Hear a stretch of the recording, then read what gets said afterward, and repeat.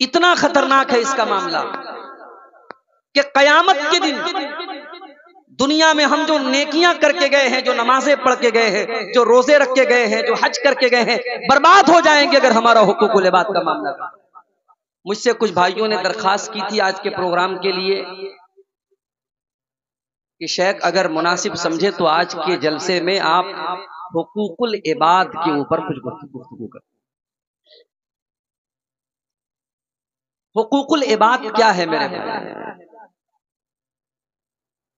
हुकूक के माने होते हैं अधिकार, हक, और इबाद के माने बंदे। हुकूकुल इबाद हमारे ऊपर जो बंदों के हुकूक हैं, जो बंदों के अधिकार हैं, जो बंदों के राइट्स हैं, उनको हुकूकुल इबाद हैं। और अगर आप गौर करें तो पूरी शरीयत दो चीजों का नाम है, एक हुकूकुल्लाह है, एक हुकूकुल इबाद है। आप नमाज पढ़ते हैं, ये हुकूकुल्लाह में से। आप रोजा रखते हैं, हुकूकुल्लाह में से। कुरान की तिलावत करते हैं, अल्लाह के हुकूक में से। अल्लाह ने दौलत दी है, पैसा दिया है, हज करते हैं, उम्रा करते हैं, हुकूकुल्लाह में से। लेकिन आपका अपनी मां के साथ सलूक कैसा है? आपका अपने बाप के साथ सलूक कैसा है? शादी के बाद आपका अपनी बीवी के साथ सलूक कैसा है? एक बाप होने की हैसियत से आप अपनी औलाद के लिए कैसे बाप हैं? आपका अपने पड़ोसी के साथ कैसा सलूक है?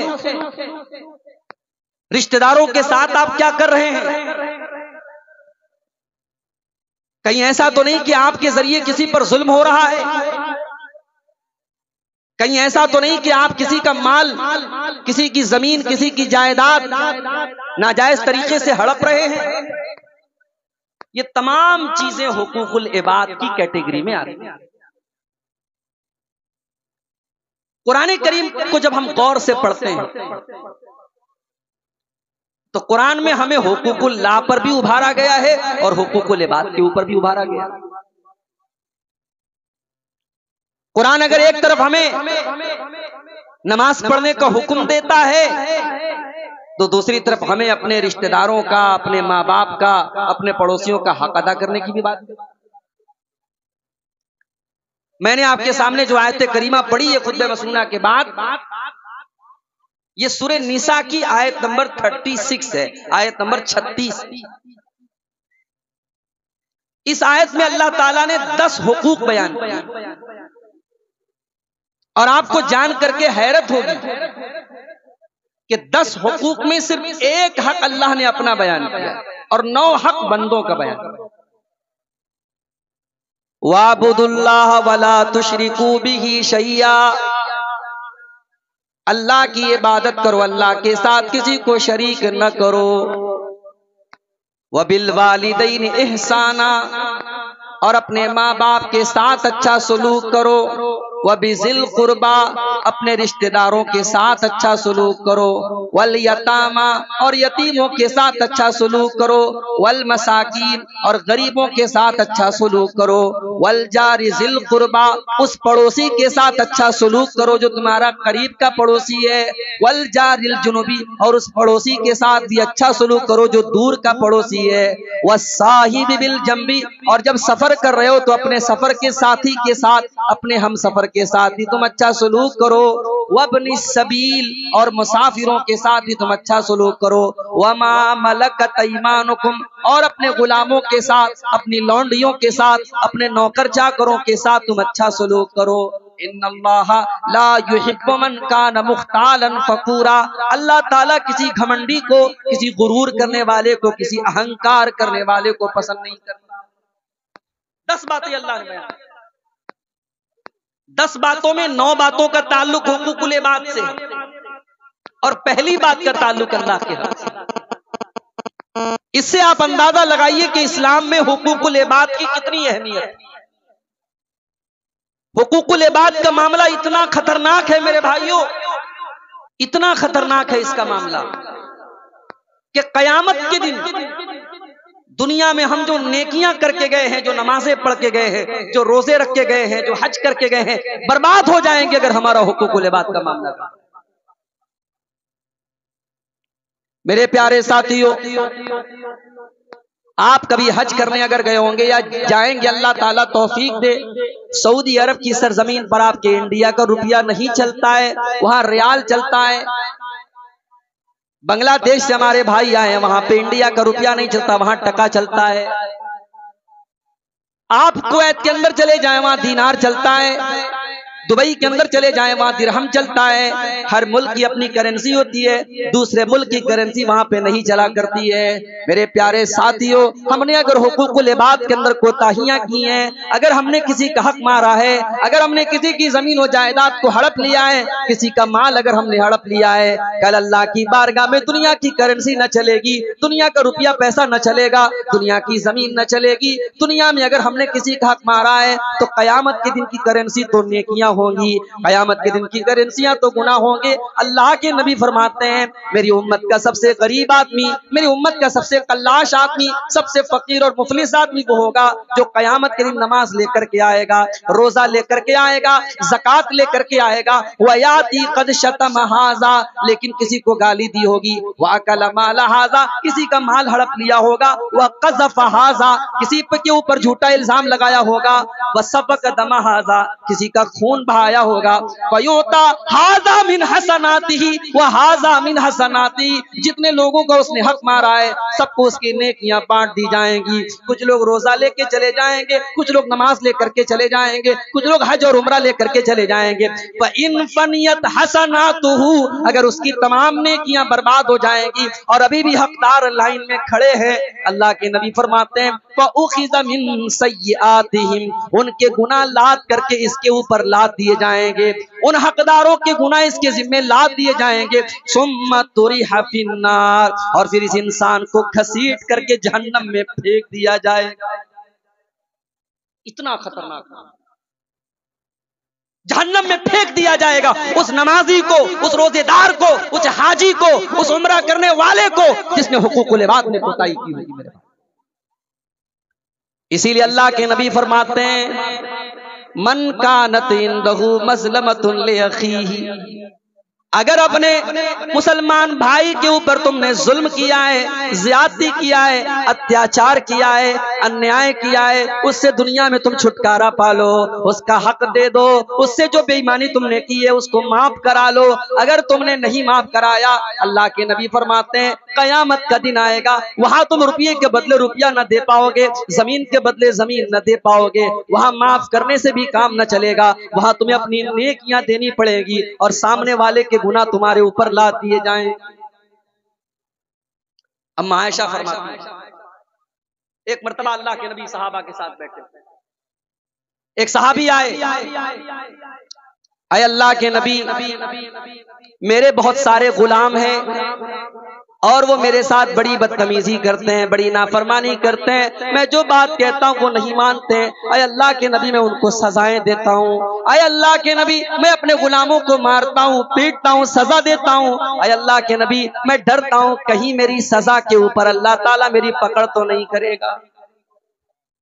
अल्लाह के नबी फरमाते हैं, मेरे साहबी, तुम्हारे गुलामों ने जितनी तुम्हारी नाफरमानी की है और तुमने जितनी सजा दी है, दोनों को अल्लाह ताला क्या नापा जाएगा, दोनों को तौला जाएगा। अगर उनकी नाफरमानी तुम्हारे गुनाह, तुम्हारी सजा से ज्यादा होगी तो अल्लाह ताला तुम्हें उसके बदले में कुछ नेकियां दे देगा, अल्लाह ताला क्या तुम्हारा फायदा हो जाएगा। लेकिन उनकी नाफरमानी के मुकाबले में अगर तुम्हारी सजा ज्यादा हो जाएगी, ऐ मेरे साहबी, उनकी नेकियां तुम्हारे अकाउंट में, तुम्हारी नेकियां उनके अकाउंट में डाल दी जाएंगी, तुम्हारी नेकियां उनको दे दी जाएंगी अगर तुम्हारी सजा ज्यादा हो जाएगी।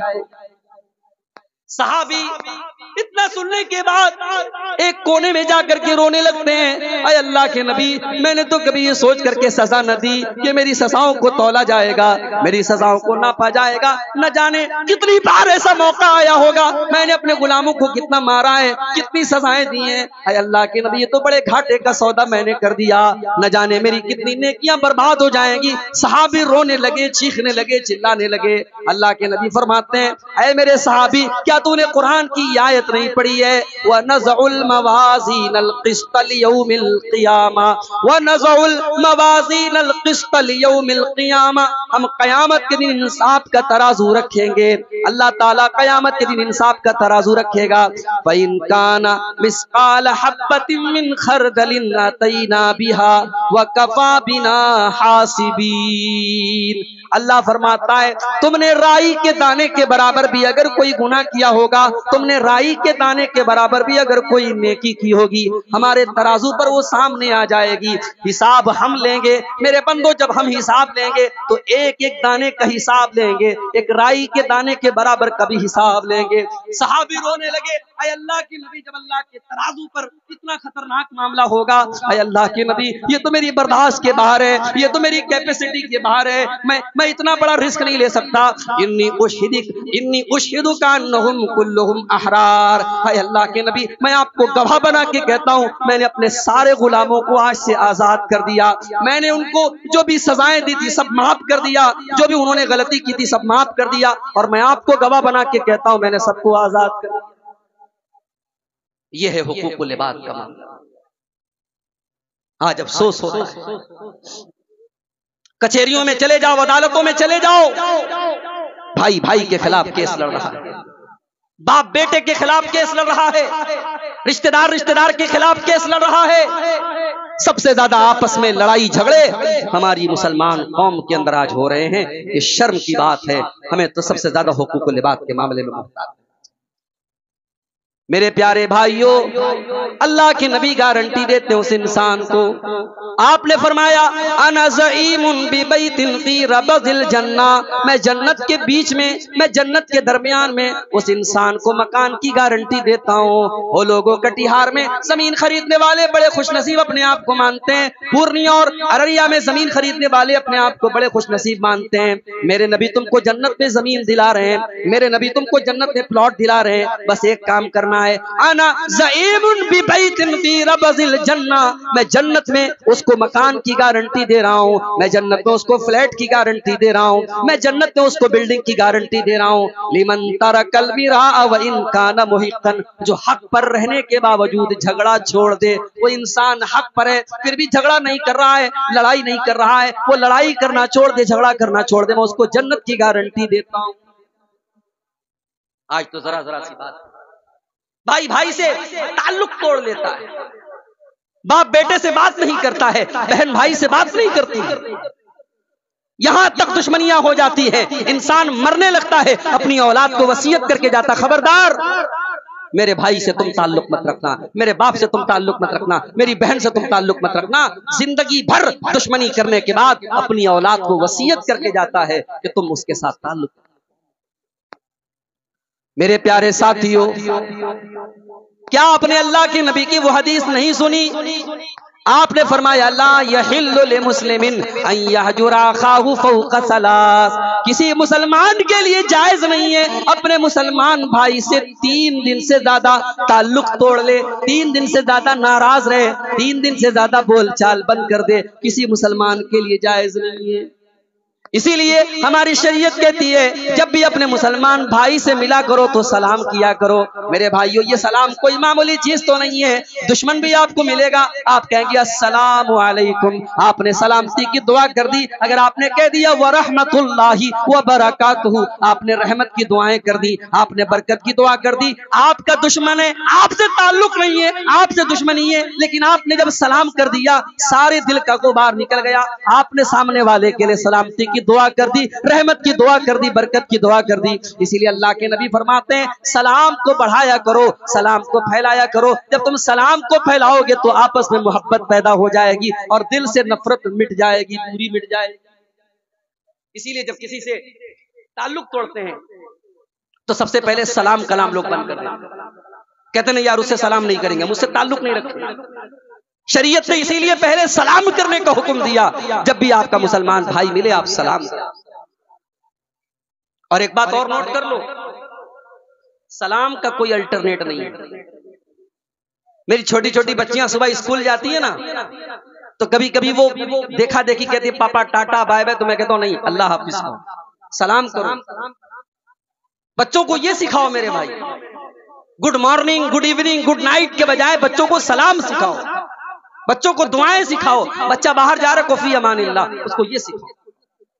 सलाम का अपना एक फायदा है मेरे भाइयों, सलाम का कोई अल्टरनेटिव नहीं।